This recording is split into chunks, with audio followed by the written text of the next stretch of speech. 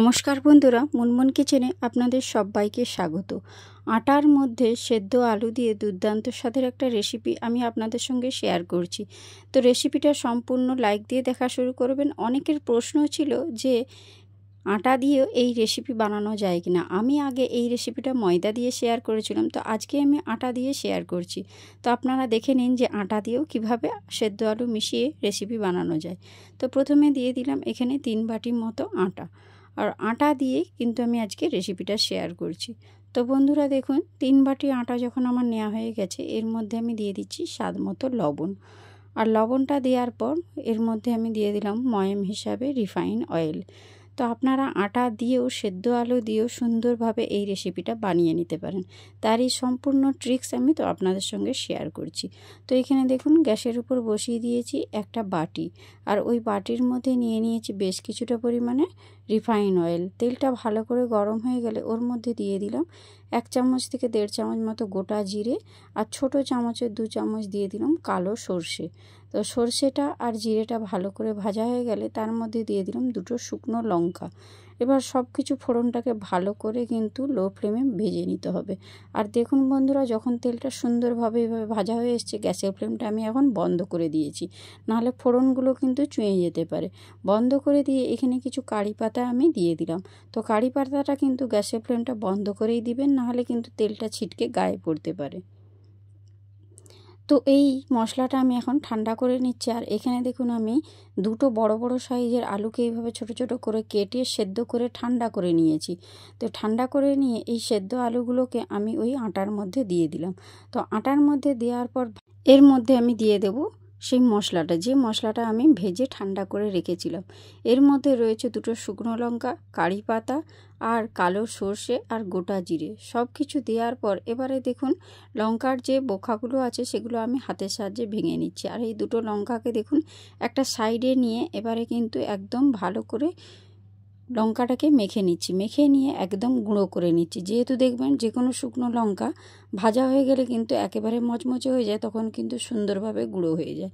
এবার গুঁড়ো করার পর এখানে দেখুন আমি যে সেদ্ধ আলুগুলো নিয়েছি, প্রথমে আলুগুলোকে ভালো করে হাতের সাহায্যে মেখে নিচ্ছি। ওই আটার মধ্যেই দেখুন আমি আলুগুলোকে সুন্দর করে মেখে নিয়েছি। এবার আলুটাকে সমস্ত আটার সঙ্গে ভালো করে মিশিয়ে নেব। যা কিছু উপকরণ আমি এখানে দিয়েছি, সব কিছু উপকরণকেই কিন্তু আমি খুব সুন্দরভাবে মিশিয়ে নিচ্ছি। আর আগে শুকনো অবস্থাতে আলু আর যে মশলাটা আর যে ময়মটা আমি দিয়েছিলাম সব কিছু একসঙ্গে মিশিয়ে নিয়েছি। আর এখানে দেখুন একটা কাঁচের গ্লাসের 1 গ্লাস জল নিয়েছি। আর অল্প অল্প করে কিন্তু আমি আটাটাকে আগে প্রথমে মেখে নেব।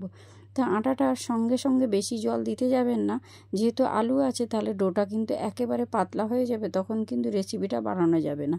তো অল্প অল্প করে জল দিয়ে কিন্তু আপনারা এই আটাটাকে প্রথমে মেখে নেবেন। তো দেখুন অল্প অল্প করে জল দিয়ে সুন্দর কিন্তু আটাটা আমার মাখা হয়ে গিয়েছে। আর একটা দেখুন সুন্দর নরম ডো তৈরি হয়ে গিয়েছে। আর এটাকে যত হাতের সাহায্যে ভালো করে মেখে নেবেন, আমি যে রেসিপিটা বানানোর চেষ্টা করছি সেটা ততটাই সুন্দর সফট হবে। আর এতটাই সফট হবে যে 2টো আঙুলের সাহায্যে কিন্তু ছেঁড়া হয়ে যাবে। তো দেখুন বন্ধুরা, মাখানোটা যখন কমপ্লিট হয়ে গেল, এটাকে ঢাকনা দিয়ে এখন 10 মিনিট রেস্টে রেখে দেব। তো এটা 10 মিনিট রেস্টে রেখার পর ফিরে আসছি আমি। 10 মিনিট রেস্টে রেখে দিয়েছিলাম। এবারে দেখুন ডোটা কতটা নরম হয়েছে। আর হাতটা ধুয়ে পরিষ্কার করে নিয়েছি। আবারও হাতের সাহায্যে খুব ভালো করে কিন্তু এই আটাটাকে মেখে নিচ্ছি। এই মাখানোটা যত ভালো হবে ততটাই কিন্তু রেসিপিটা নরম হবে। তো দেখুন বন্ধুরা, মাখানোটা এইভাবেই কিন্তু আপনারাও করে নেবেন। দেখুন কতটা সুন্দর হয়েছে নরম। আর এখানে এইবার আটার ডোটা থেকে আমি কিন্তু লেচি কেটে নেব। লেচিগুলো কিন্তু খুব বড় হবে না আর খুব ছোটও হবে না, মিডিয়াম সাইজের কিন্তু লেচিগুলো কেটে নিতে হবে। জেনুইন যেভাবে আমরা রুটি বা পরোটা করে থাকি ঠিক সেইভাবেই লেচিগুলো আপনারাও কেটে নেবেন। তো দেখুন বন্ধুরা, আমার কিন্তু আপনাদের সঙ্গে কথা বলতে বলতে সবকটা লেচি কিন্তু কাটা হয়ে গিয়েছে। এখন দেখুন এই লেচিগুলোকে কিন্তু আমি হাতের সাহায্যে সুন্দরভাবে পাক দিয়ে দেবো। আপনারা সবাই রুটি পরোটা যখন করেন এইভাবেই কিন্তু আপনারাও বানিয়ে থাকেন। তো আমিও ঠিক সেইভাবেই কিন্তু বানিয়ে নিচ্ছি। আর আপনাদের সঙ্গে আমি এই রেসিপিটা আগে ময়দা দিয়ে শেয়ার করেছিলাম, তো আজকে আমি আটা দিয়ে একটু ভিন্ন স্টাইলে শেয়ার করলাম। তো রেসিপি যদি ভালো লাগে অবশ্যই বন্ধুদের মধ্যে শেয়ার করবেন। আর আমার চ্যানেলে যদি নতুন হয়ে থাকে চ্যানেলটা সাবস্ক্রাইব করে আমার পাশে থেকে যাবেন।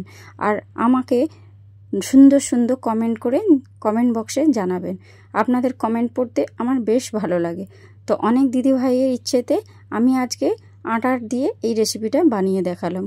তো এখানে দেখুন আমি নিয়ে নিয়েছি কিছুটা পরিমাণে কর্নফ্লাওয়ার, আর এই কর্নফ্লাওয়ারটা একটা সাইডে সরিয়ে রেখে দিলাম। এখন একটা বেলুন চাকির উপর কর্নফ্লাওয়ারটা ভালো করে ছড়িয়ে দিয়ে একটা কিন্তু আমি আটার লেচি নিয়ে নিলাম, আর উপর থেকে একটু কর্নফ্লাওয়ার ছড়িয়েছি। আর কিন্তু আমি কর্নফ্লাওয়ার দেব না, একবারই যে দিলাম এতেই কিন্তু সুন্দর করে আমি গোল করে বেলে নেব। আর আপনারা তো রুটি বেলতে সকলেই জানেন কম বেশি, ঠিক রুটি যেভাবে গোল হয় সেইভাবেই কিন্তু গোল করে বেলে নিতে হবে।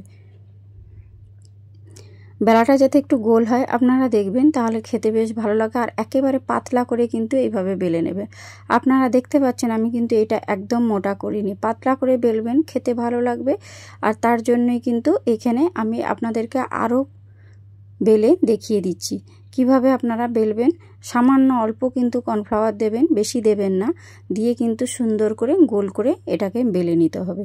আর একদম পাতলা করে বেলবেন, খেতে কিন্তু খুব ভালো লাগবে। এটা কিন্তু মোটা করলে খেতে ভালো লাগবে না, তার জন্য এইভাবে পাতলা পাতলা করে কিন্তু বেলে নেবেন। একই রকম সেম পদ্ধতিতে আমি আবারও একটা বেলে নিচ্ছি। হ্যাঁ বন্ধুরা, দেখুন কত সুন্দর হয়েছে। আজকে আমি আপনাদের সঙ্গে শেয়ার করছি আলু দিয়ে মশলা পরোটা।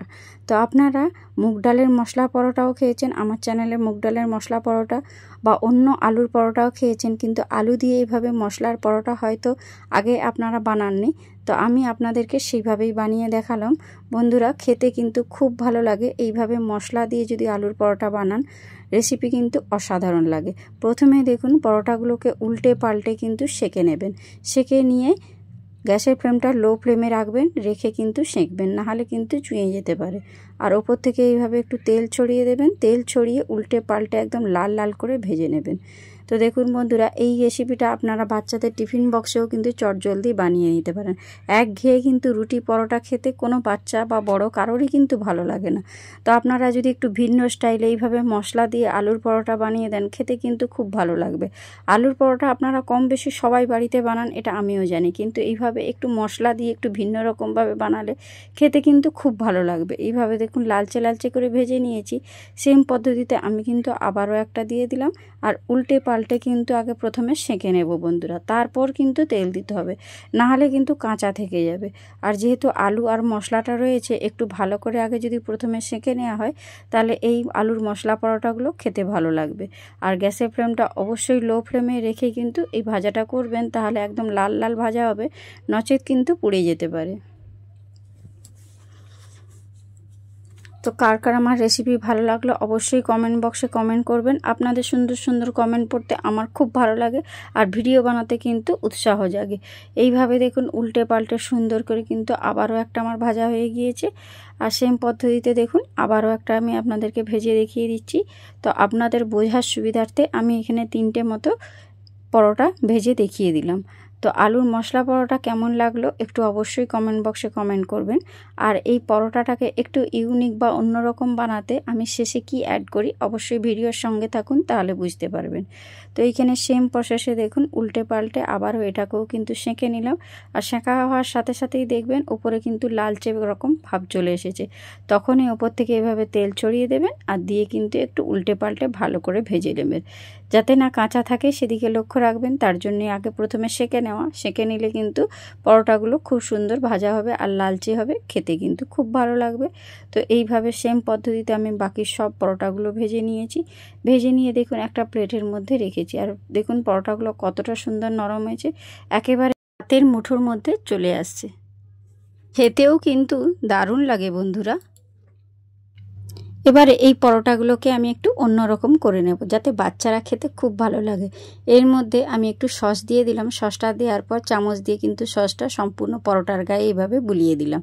আর বুলিয়ে দিয়ে এইভাবে কিন্তু রোল করে আমি মুড়ে নেব। আপনারা এইভাবে একটু বাচ্চাদেরকে বানিয়ে দেবেন, আর বাচ্চাদের টিফিন বক্সে এইভাবে একটু বানিয়ে দিলে ওরা খুব মজা করে খাবে। তো আজকের মতো ভিডিওটা এখানেই শেষ করলাম। Tata, bye bye.